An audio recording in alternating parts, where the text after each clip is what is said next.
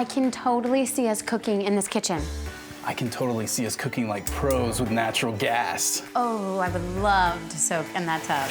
I'd love to save energy and money with a natural gas water heater. I can imagine cuddling up in here. Because natural gas heating keeps the house comfortable when we need it. We have to get this house. We have to get natural gas. We're investing in infrastructure to help bring comfort and savings to you. Visit centerpointenergy.com/natural gas benefits. CenterPoint Energy, always there. So the win coach. First off, we're going to start with Andy Walsh and then Anthony Dasher. Apologize for the hat, but I got my first 21 years Gatorade bath in the locker room, so I am completely drenched. So, but here we are. Go ahead. Hey, Coach. Obviously the first SEC win. What are sort of the feelings after the game? Is it relief, and sort of how can you all build off of this? Heading into. I hope it's not relief. Because we've been close. Obviously the last two games we weren't good. But I mean, they make the right call in the LSU game, and we're taking the ball out of bounds 82-80, right? I mean, we're that close, right? And LSU's popping people. So bottom line is we needed to make sure our confidence was high and remind them the things that we have been through. So I would hope it's not relief. I'm sure there's a little bit of that, but I don't really feel relief. I mean, I was very confident today. I'm confident with this team. When you come in and practice the way they did, and they responded in meetings last night when we got here, and 7:45 breakfast, and you got guys, majority of them 10 minutes early, the rest of them 5 minutes early. I mean, that's saying a lot about college kids. And I'm not sure I'd be on time for it. And I wasn't, right? I always come in later. But these guys were ready to go. They were locked in. They warmed up well. And they stuck together even when they made the run. So, and they really were able to adjust. We did a lot of adjusting today. We did a lot of new things out of timeouts based on how we were being defended. And they responded to that. And they were completely locked into the game plan and to winning the game. And I'm proud of them. Hey, Coach, what was different today about the offensive spacing? It looks like you guys did a much better job of that today. And in KD, his ability to hit those three-pointers, how much does that help that? It helps a lot. We had more movement. We set ball screens higher. We had more movement in the ball screen. We knew we were going to be attacking the 1-3-1, and we needed to pull their length out a little bit. There's certain guys that teams are not guarding, and we were able to make them pay for it with cutting and with rolls. So I think that helps. When you're not being guarded and you sit on the perimeter, now you're playing 4 against 5.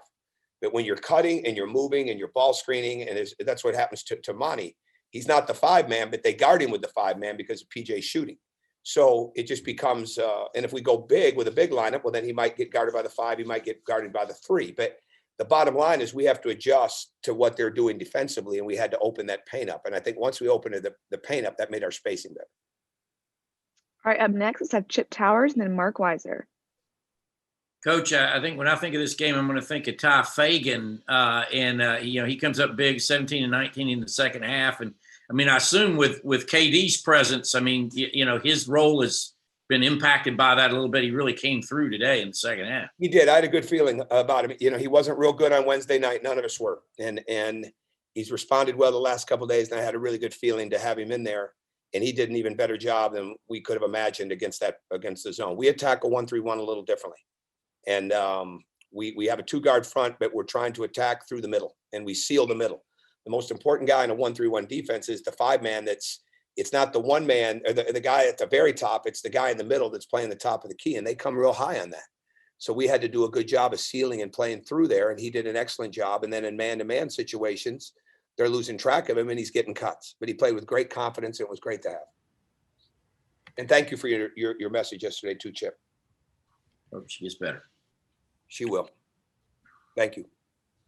Tom, your team didn't shoot a lot of threes, but made a high percentage of them. How important is that going forward? And with KD Johnson's role in that, when you all chart him in practice, is his percentage standing out in that regard? Yeah, we shoot so many that I don't even chart him in practice like that. We shoot so many in practice. That's why I know we're going to be a better shooting team. They came on inside outs today. They came on spacing. They weren't on the first side of the floor, which is not how we play. Throw it and try to score on the first side from a 3. We want to attack off the first side to the rim, but we don't want to shoot like that. Well, we moved, and I think people are seeing what we've been missing for 10 games without KD, right? I mean, he's a very good player. He's one of our best players. He's as competitive as anybody that we have. He's a pure guard. He can score. He can drive it. He can shoot it. He can pass. He can skip the ball. He can hit roll passes. He can defend. And he's got a college ready body. Right. And so it's just going to take us a little bit to get used to playing with him, but he did a fantastic job. But the more the court is spaced, and we did that, today with Justin only hitting one and with PJ hitting only one. And if we can continue to space and open up the court, man or zone, whatever we're facing, and be ready to shoot the ball. The biggest problem with us so many times in games is we shoot them too quick or at inopportune times, and we're not ready to shoot the ball. And that means knees bent, hands ready, go up right into the motion of your shot. And we did a better job of that today, because that's how we practice. All right, up next, let's have Davis Baker and then Mike Griffith. Hey, Coach. Glad I'm not the only one with the hat on today. But KD Johnson, it just doesn't seem like there's a shot that he's uncomfortable taking. How much does his confidence mean to this team? And could we see his role continue to expand? Oh, yeah. I mean, wouldn't you expand his role? I mean, yeah. I mean, obviously. I mean, we missed him. I mean, we played 10 games without him. You don't sign a kid that good and not think that you're going to have him. And we were guard short without him.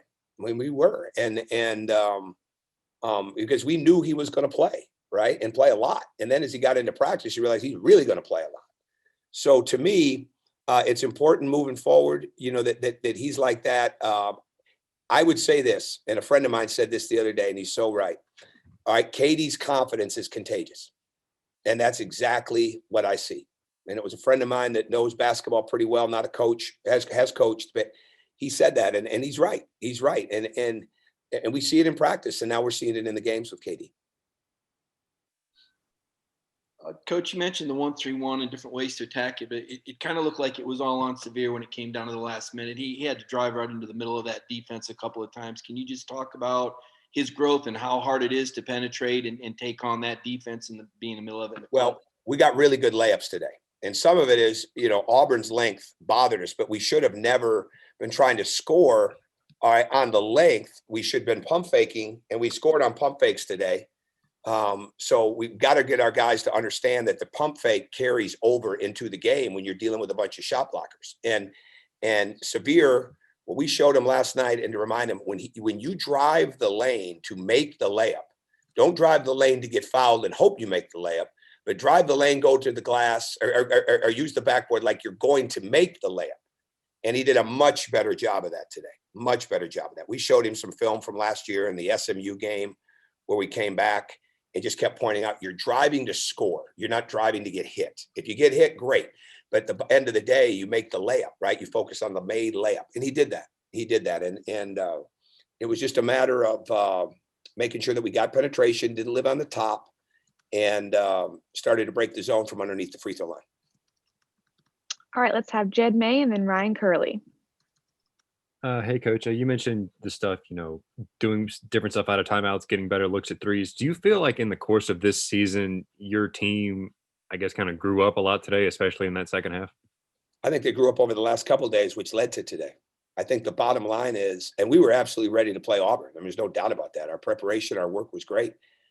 We just didn't handle their length well, and we didn't handle Cooper well. We didn't handle the ball screen coverages of making it hard for him. And we just didn't do it. And then they had guys make shots that they don't normally make, but they take them, but they don't normally make them. And again, when you're playing with a point guard like Cooper, it just brings a lot of confidence. Well, KD brings confidence in a different way. And I think the guys have felt better over the last couple of days, knowing that he is out there with them, but they've responded. There was no, hey, we got beat twice and we're just going to sit here on the negative. We went back to work on what was causing us to lose that we could control. Transition defense, follow-ups, pump faking, keeping the ball alive underneath the basket, cleaning our layups up with pump fakes, or cleaning our layups up with getting downhill quicker, all those little things.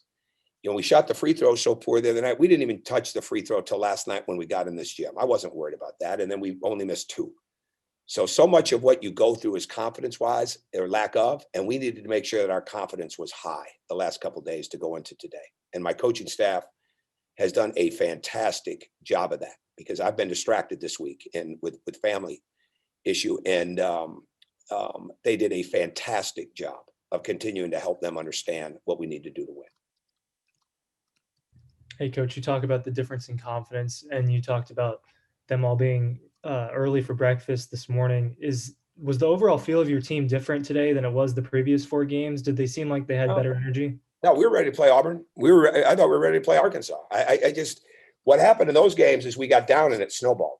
And I don't think we believed when we got down. We didn't have a normal belief that we were going to win. And I think over the last couple of days, especially last night, they needed to be reminded we've been in a bunch of situations. It doesn't matter who you're playing. It doesn't matter where you're playing. What matters is that you are playing and how you can overcome the obstacles that are sitting there. And being down in this league is not a huge obstacle because teams play so fast and so quick. Now, Ole Miss doesn't, and that's why we didn't want to. It didn't necessarily need to be just such a fast-paced game today.